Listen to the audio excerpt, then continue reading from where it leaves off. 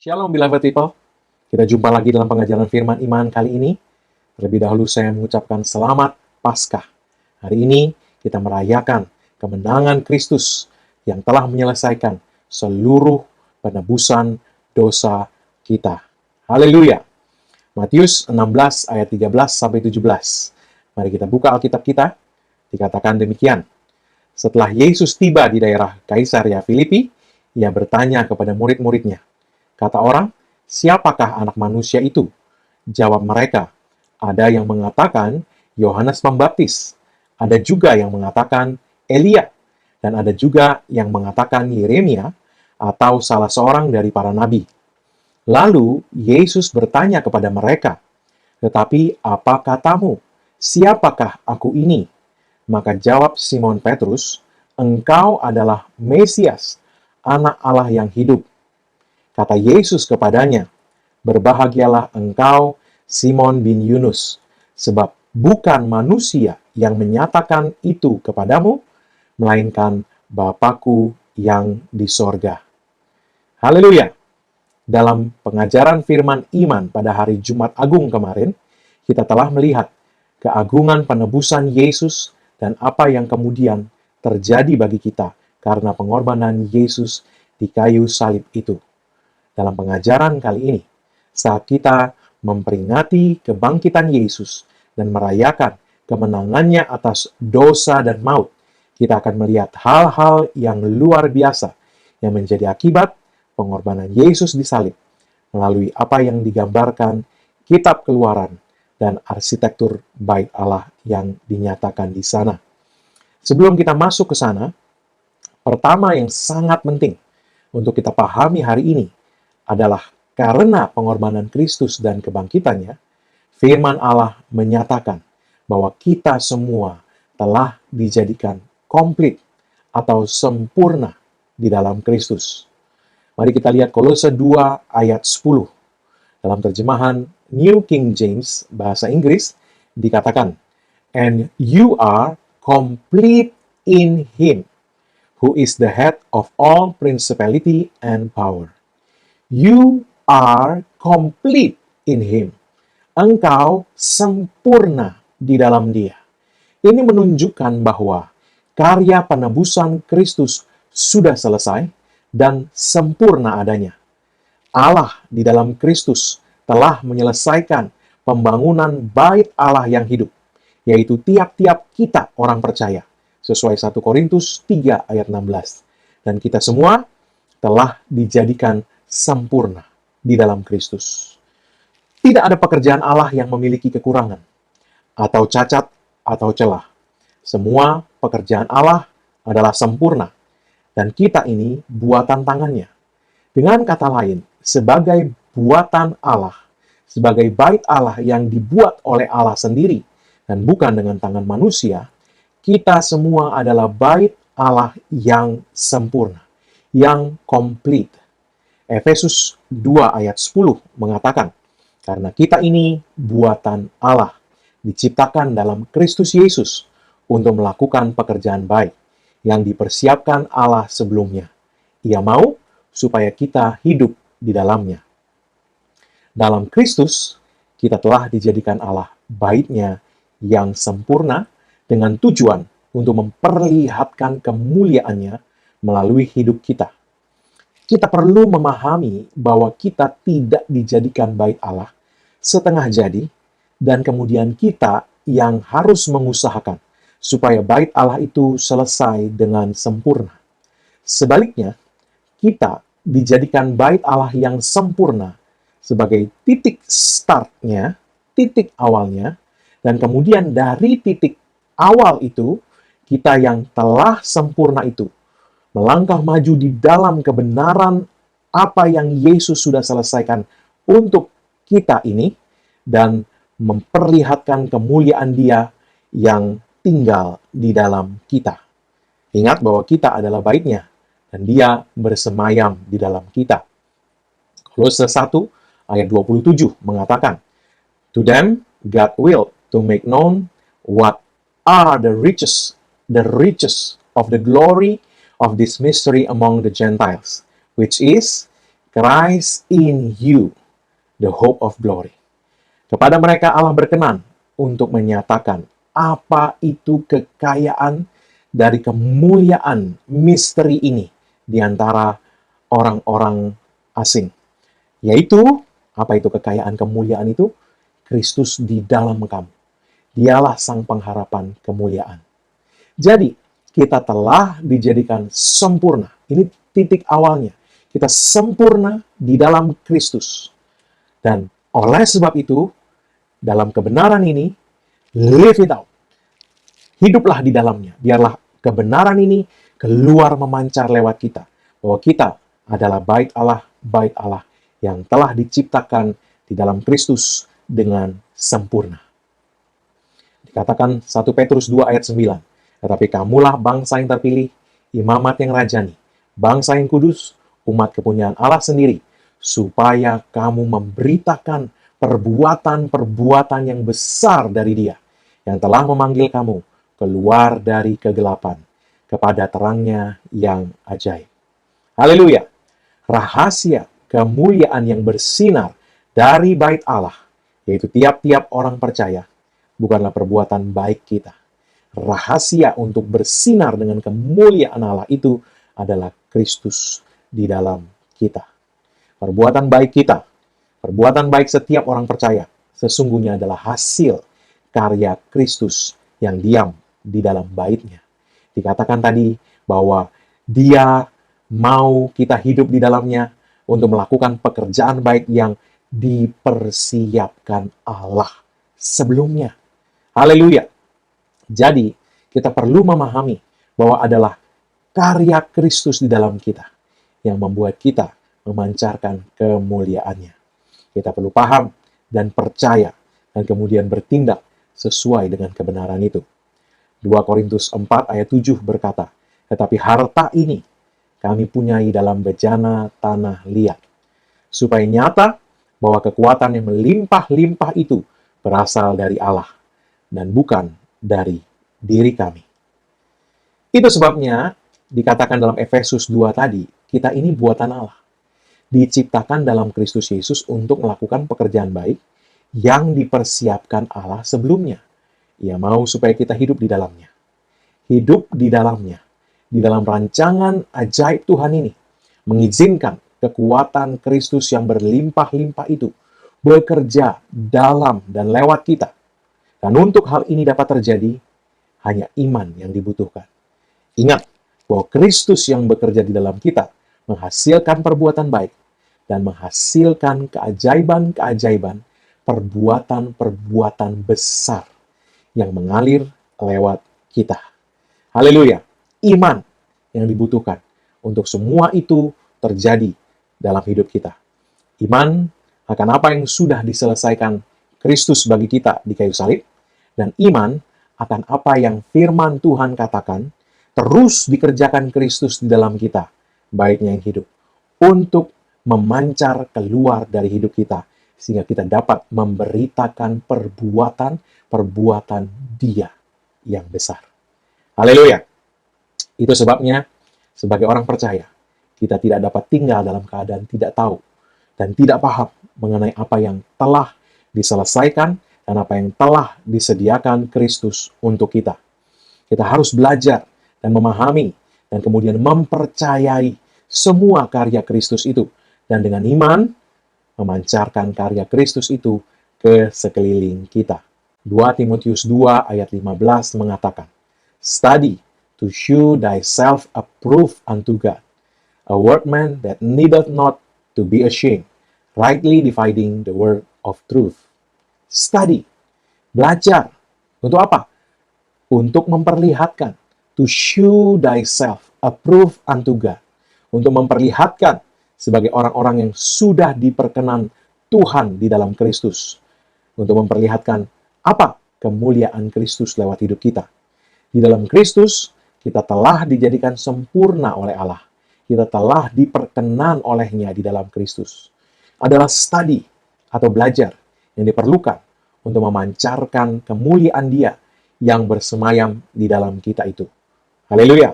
Ketika kita belajar, kita tahu kebenaran, sehingga iman kita dapat mempercayai apa yang seharusnya kita percayai.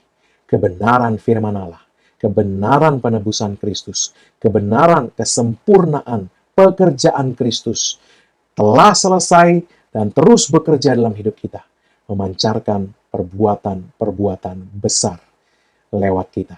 Haleluya. Keluaran 26 ayat 1, 2, 7, dan 14. Dikatakan kemah suci itu haruslah kau buat dari 10 tenda, dari lenan halus yang dipintal benangnya, dan dari kain ungu tua, kain ungu muda, dan kain kirmizi, dengan ada kerubnya, buatan ahli tenun. Haruslah kau buat semuanya itu. Panjang tiap-tiap tenda haruslah 28 hasta, dan lebar tiap-tiap tenda 4 hasta. Segala tenda itu harus sama ukurannya.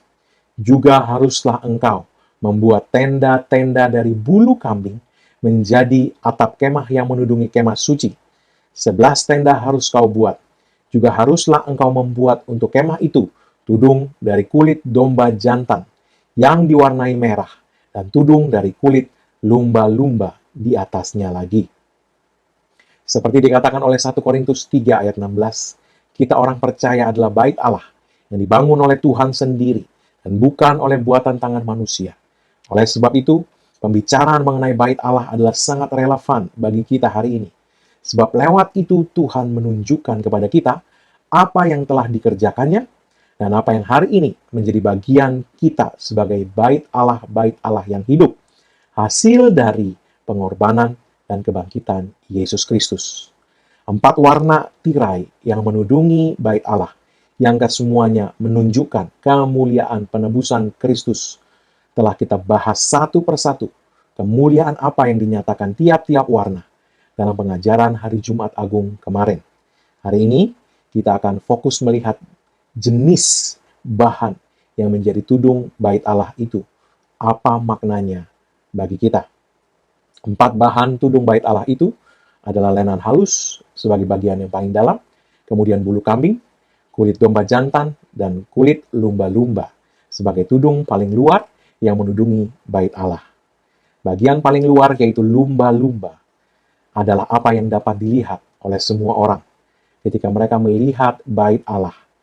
Yang mata mereka dapat lihat tentu hanya tenda penutup terluar yang ada di atas semua tenda-tenda yang lain.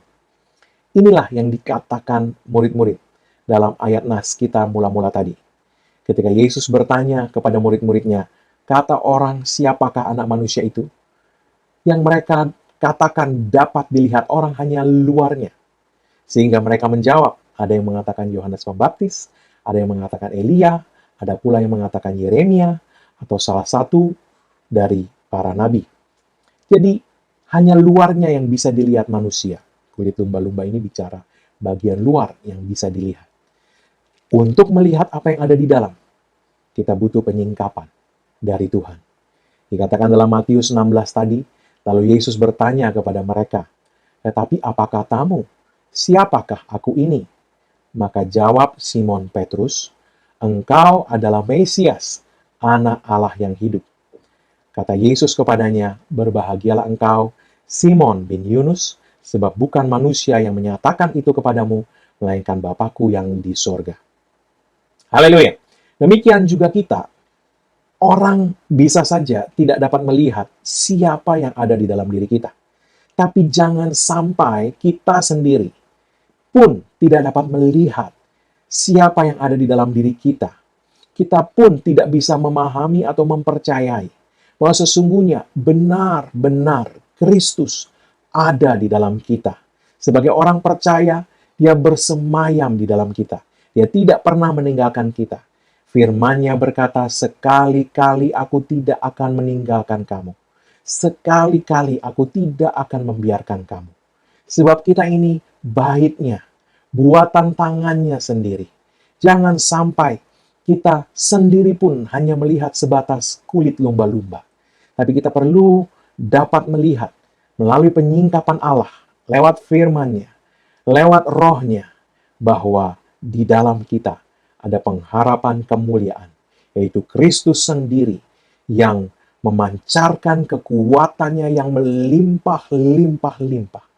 Dia sudah ada di dalam kita.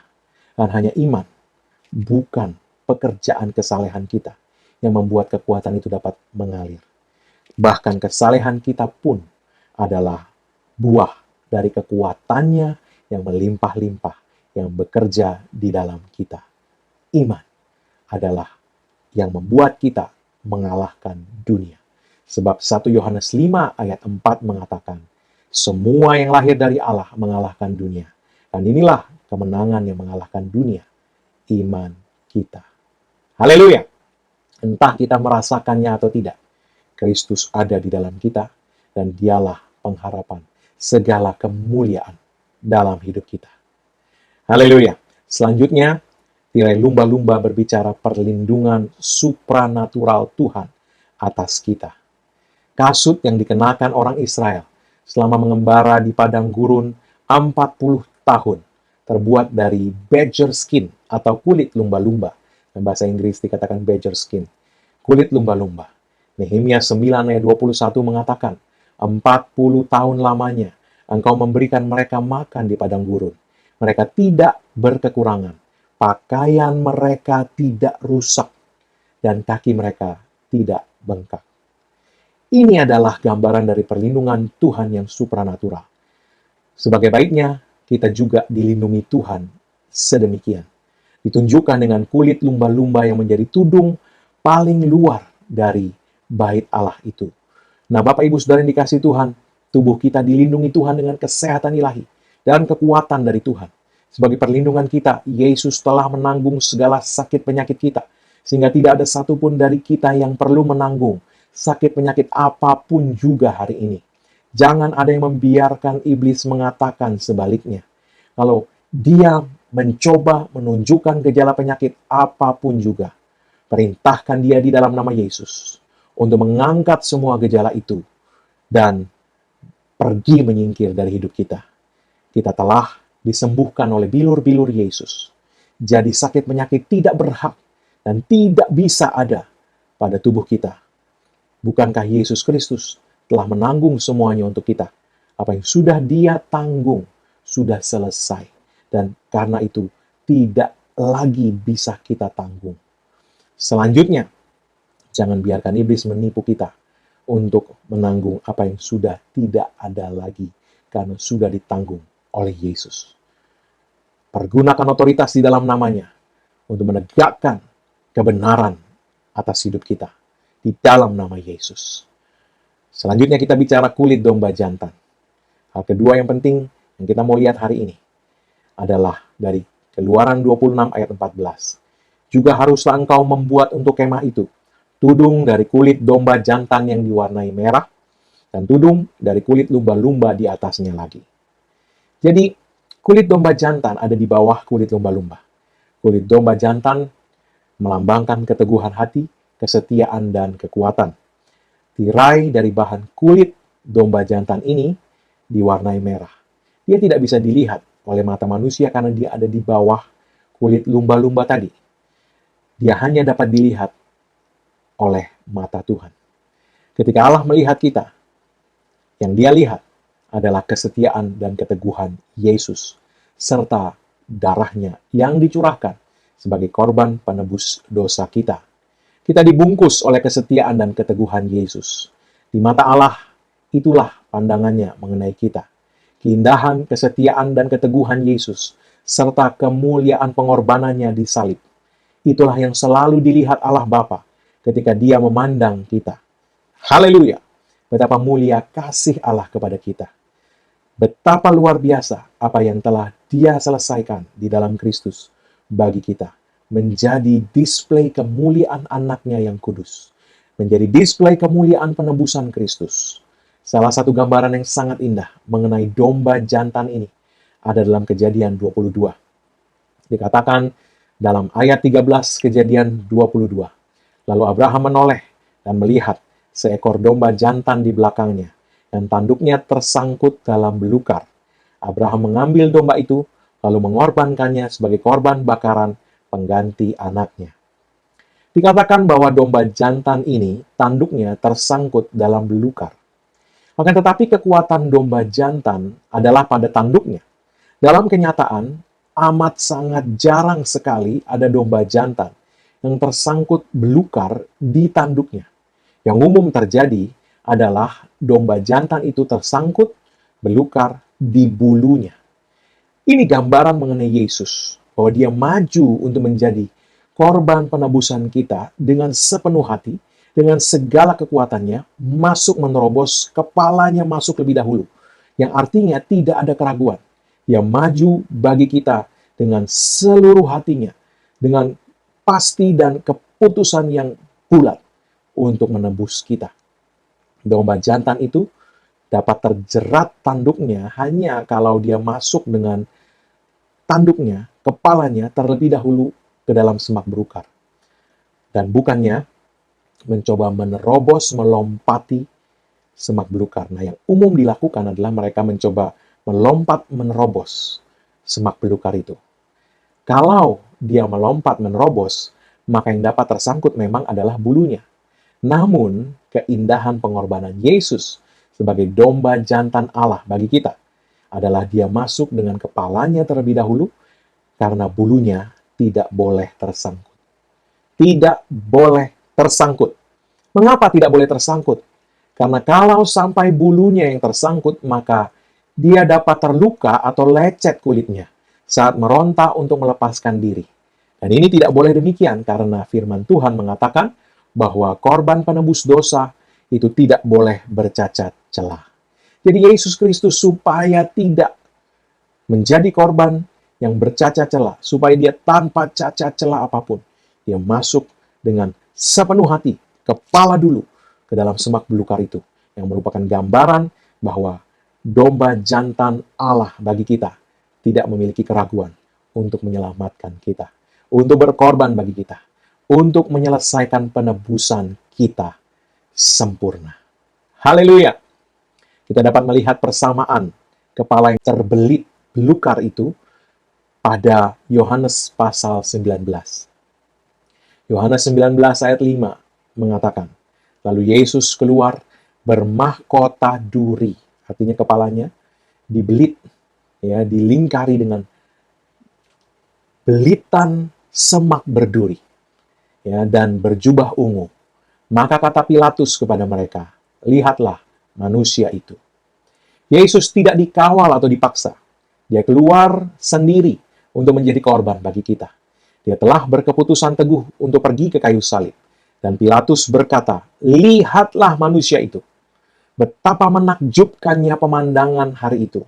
Yesus yang telah disiksa dan dimahkotai duri, melangkah keluar dari tempat penyiksaan dengan bermahkotakan semak belukar berduri. Dia keluar dari tempat siksaan sebelum naik ke bukit Golgota untuk disalib. Dia melangkah dengan gagah, sendiri, tidak dibantu atau ditopang atau dipapah orang lain. Berdiri dengan mengenakan jubah ungu yang menggambarkan wibawa seorang raja dan bermahkotakan semak duri. Dia penuh dengan wibawa, raja di atas segala raja, dan tegak sebagai anak manusia yang sempurna. Betapa menakjubkannya pemandangan domba jantan Allah yang disembelih bagi penebusan dosa manusia itu. Menakjubkan, berdiri sebagai anak Allah yang kudus, mulia, tiada taranya. Semua ini dikerjakannya karena kasih-Nya bagi Anda dan saya. Dan hari ini, Paskah ini, mari kita rayakan keajaiban kasih Allah yang begitu indah bagi tiap-tiap kita. Tiap-tiap kita yang sebenarnya tidak layak untuk menerima kasih itu, dikasihinya. Bahkan terlebih dahulu, sebelum kita mengenal Dia, Dia telah mengasihi kita dan telah menyerahkan dirinya tanpa keraguan untuk berkorban dan menebus kita dari segala dosa. Haleluya! Semua desain bait Allah berbicara keindahan dan kemuliaan Kristus. Dan kitalah bait Allah yang hidup itu. Haleluya! Kitalah yang dibungkus dengan segala keindahan dan kemuliaan Kristus. Mazmur 29 ayat 9 mengatakan, The voice of the Lord maketh the deer give birth. Suara Tuhan membuat rusa melahirkan. And stripes and forest bear. Dan semua ladang dan hutan menjadi tandus. And in his temple, dan di dalam baitnya, everyone says glory. Dan di dalam baitnya, semua berseru kemuliaan. Kitalah bait Allah yang hidup itu. Dan segala sesuatu mengenai kita. Karena Kristus. Segala sesuatu membalut kita. Segala sesuatu mengenai bait Allah. Semua berseru kemuliaan. Segala kemuliaan bagi Allah.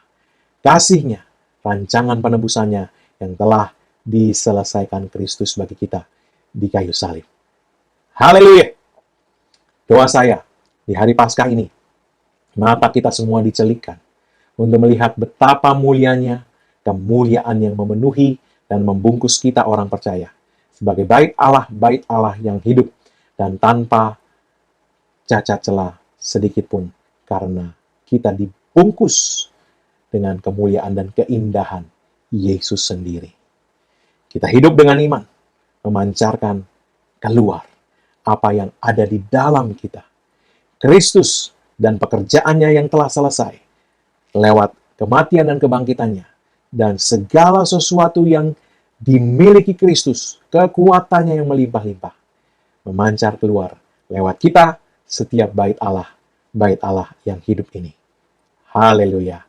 Amin. Bapak Ibu Saudara yang kasih Tuhan, sebelum kita menerima doa berkat, saya mau berdoa untuk segala kebutuhan kita, dan untuk setiap orang yang hari ini mungkin sedang mengalami sakit penyakit.